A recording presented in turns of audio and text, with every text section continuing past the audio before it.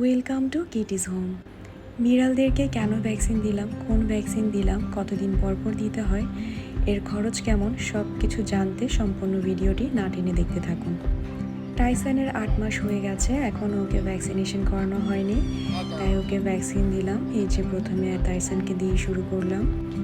Flu আর র্যাবিসের দুটি আলাদা vaccine, তাই আলাদা আলাদাভাবে ওকে দেওয়া হলো। প্রতিটা ক্যাটকে দুবার করে ইনজেক্ট করা হচ্ছে, কারণ দুটো ভ্যাকসিনই আলাদা আলাদা দেওয়াই ভালো।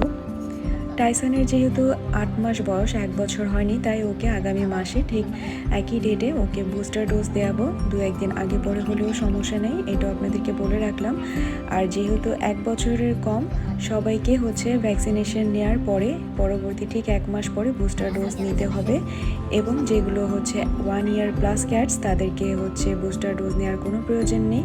তাদের পরবর্তী বছর থেকে শুধুমাত্র ফ্লু আর র্যাবিসের ভ্যাকসিন দিলেই হবে, তখন আর বুস্টার ডোজ নেওয়ার কোনো প্রয়োজন নেই।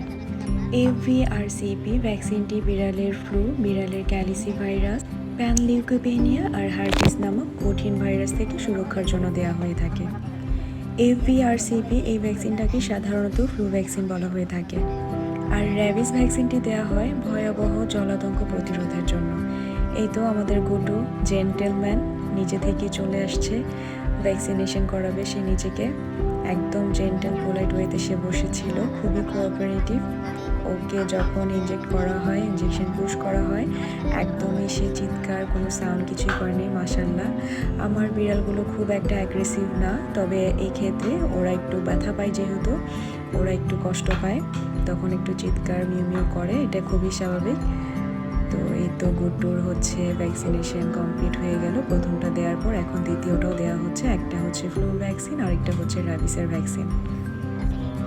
জলাতঙ্ক বা র্যাবিস হলে সেই প্রাণীটির মৃত্যু অবধারিত, তাই এটিকে কোনোভাবেই অবহেলা করা যাবে না। 3 মাস পূর্ণ হলে একটা কুকুর বা বিড়ালকে অবশ্যই ভ্যাকসিনেশনের আওতায় আনতে হবে। এবং যদি কোনো ভ্যাকসিনেশন ছাড়া কুকুর বিড়াল কোনো মানুষকে কামড়, আঁচড় বা ক্ষত করে থাকে, সেক্ষেত্রে অবশ্যই 24 ঘন্টার মধ্যে র্যাবিসের ভ্যাকসিন ওই মানুষটিকে নিতে হবে। মানুষের ক্ষেত্রে সাধারণত 5টি র্যাবিসের ডোজ নিতে হয়, সেক্ষেত্রে 5টি ডোজ কমপ্লিট করার পরই ভ্যাকসিনেশন কমপ্লিট হয়।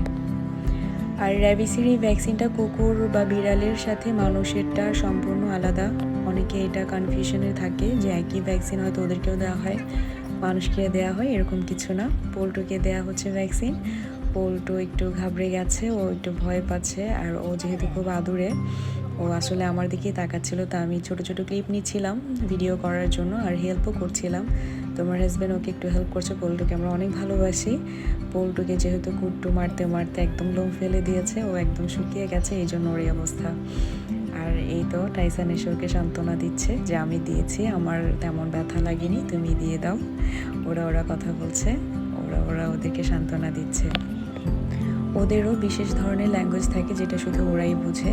তো আপনার বিড়ালের যখন 3 মাস পূর্ণ হবে, তখন থেকে যে কোনো সময় এই ভ্যাকসিনেশনটা করিয়ে ফেলবেন। তার 1 বছর পরে আবার করতে হবে। প্রতি বছর এভাবে একবার করে ভ্যাকসিন দেওয়াতে হবে।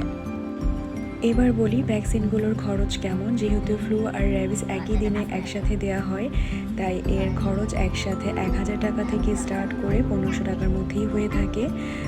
কিছু কম বেশিও হতে পারে। আর যদি আপনি হোম সার্ভিস নিয়ে থাকেন, সেক্ষেত্রে আলাদা চার্জ অ্যাড হবে। আমার কাছে হোম সার্ভিসটাকেই সেফ মনে হয়। আর অবশ্যই যাকে দিয়ে দেওয়াচ্ছি তিনি খুবই দক্ষ আর এক্সপিরিয়েন্সড এই বিড়ালদেরকে ভ্যাকসিনেশনের জন্য। দেখছেন খুবই যত্ন সহকারে, খুব দক্ষতার সাথে প্রতিটা বিড়ালকেই তিনি ভ্যাকসিন দিতে পেরেছেন। আর এই ক্ষেত্রে ভ্যাকসিনেশনের ক্ষেত্রে কোল্ড স্টোরেজ মেনটেন করাটা খুবই ইম্পর্টেন্ট, তাই উনি এগুলোকে আইস বক্সে করে নিয়ে এসছেন। আর দেখতেই পাচ্ছেন আমার এখানে আইস বক্স রাখা ছিল।